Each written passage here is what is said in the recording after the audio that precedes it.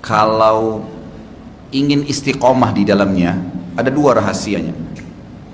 Yang pertama, menyadari dan mencari tahu bahwasanya itu perintah Allah. Artinya kita sadari ini perintah Allah dan kita mencari tahu apa yang Allah janjikan di ibadah itu. Biasanya bahasa sederhananya fadilahnya. Ini mungkin sudah umum, banyak orang Islam yang tahu. Tapi yang kedua nih, yang banyak kaum muslimin tidak sadari, ibadah itu kalau bahasa saya pribadi tanda kutip harus dipaksakan. Kalau ibadah ini kita tidak paksakan di dalam diri kita, tidak dijadwalkan, maka kita tidak akan pernah ibadah sampai mati. Contoh, kalau Al-Quran itu hanya ditaruh di rak saja, dan kita tidak paksakan kaki kita melangkah ke rak itu untuk mengambil Al-Quran, tidak memaksakan diri untuk membuka lembaran-lembarannya, dan menjadwalkan rutin setiap hari, maka Quran itu hanya akan jadi kenangan sampai kita meninggal. Cucu kita pun hanya akan, bukan cuma anak, sampai cucu kita pun hanya mengatakan, oh itu dulu Quran kakek saya, oh itu Quran nenek saya. Mereka pun tidak akan menyentuhnya.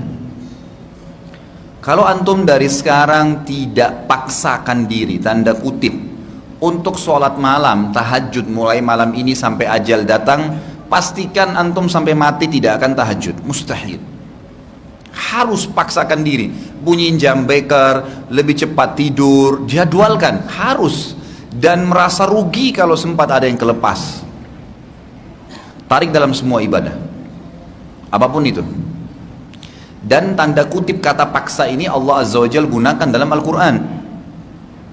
A'udzubillahi minasyaitonirrajim, walladzina jahadu fina lanahdiyannahum subulana. Orang yang memaksakan diri ke jalan kami, orang yang memaksakan diri menjalankan perintah-perintah kami, orang yang memaksakan diri untuk meninggalkan larangan-larangan kami akan pandu, kami akan tolong, kami akan permudah dia untuk menyelesaikan jalan-jalan kami itu. Kalau ngantuk malam, paksain bangun. Ingat hadis Nabi SAW, kalau anak Adam tidur diikat oleh syaitan dengan 3 ikatan. Kapan dia tahmid, memuji Allah, bangun tidur dengan baca doa bangun tidur, alhamdulillahilladzi ahyana ba'da ma amatana wa ilaihin nusyur. Segala puji bagi Allah yang telah menghidupkan kami setelah mematikan kami, dan kami akan kembali kepadanya. Akan terlepas 1 ikatan.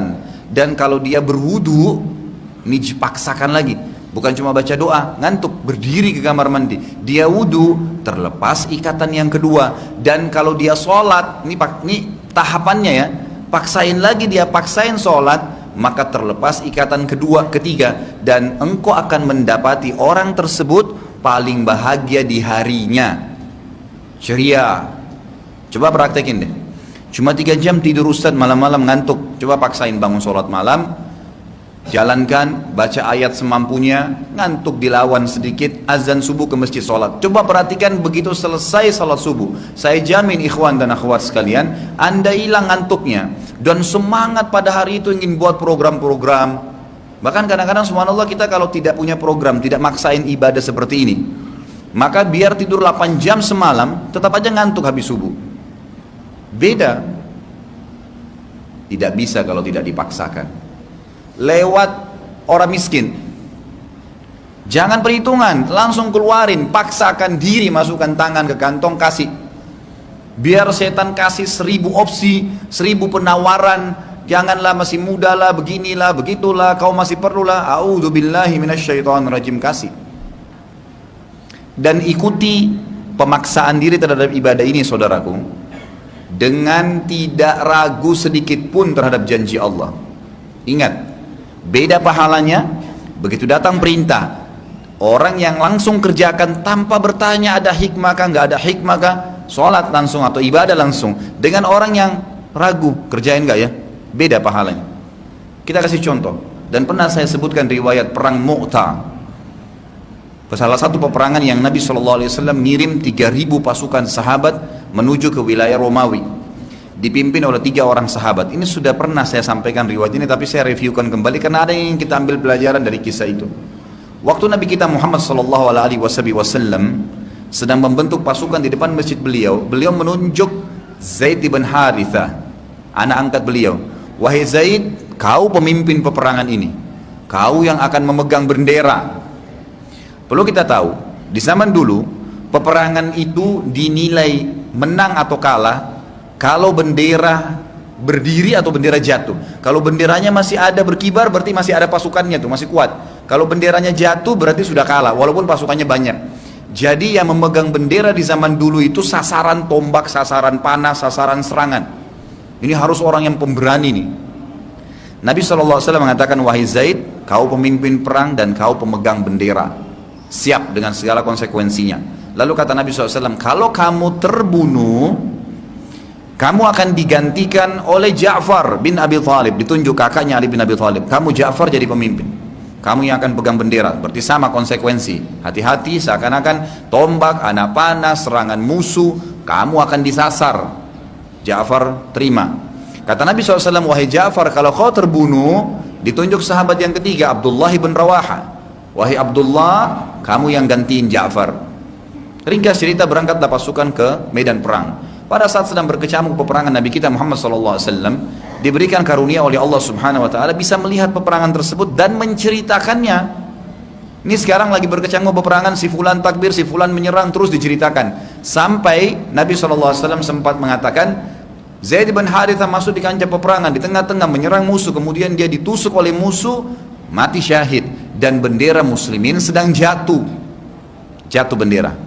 Tidak ya, lewat sesaat, kata Nabi SAW, kecuali Ja'far bin Abi Thalib datang menyambut bendera tersebut, lalu memegangnya dan menyerang musuh. Lalu ada satu orang musuh yang sempat menebas tangan kanannya Ja'far, terpotong.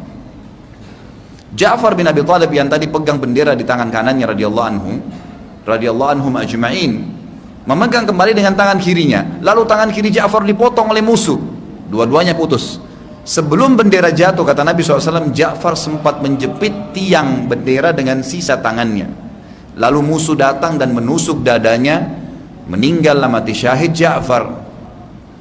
Sudah dua pemimpin Nabi SAW mati, sekarang yang ketiga, Abdullah bin Rawaha. Kebetulan subhanallah, waktu sedang terjadi tadi Ja'far terbunuh itu, Abdullah bin Rawaha ini ada di sebelah Ja'far, karena memang dia yang bertugas kalau bendera jatuh dia harus pegang, jadi dia harus selalu berada di sebelahnya. Seperti tadi Zaid bin Harithah, waktu pertama pegang bendera, Ja'far sama Abdullah harus ada di sebelahnya tuh. Kapan jatuh dia harus segera pegang, karena ini menang kalahnya pasukan dari bendera jatuh atau berkibar. Abdullah waktu melihat tangan Ja'far dipotong kanan, dipotong kiri, dalam mucar, dadanya ditusuk, pemandangan yang luar biasa nih. Ja'far radhiyallahu anhu sempat diam sebentar. Lalu dia motivasi dirinya, dia mengatakan, wahai Ja'far, wahai Abdullah, tinggal satu langkah lagi, kamu menyerang musuh, ditusuk, surga yang luasnya seluas langit dan bumi.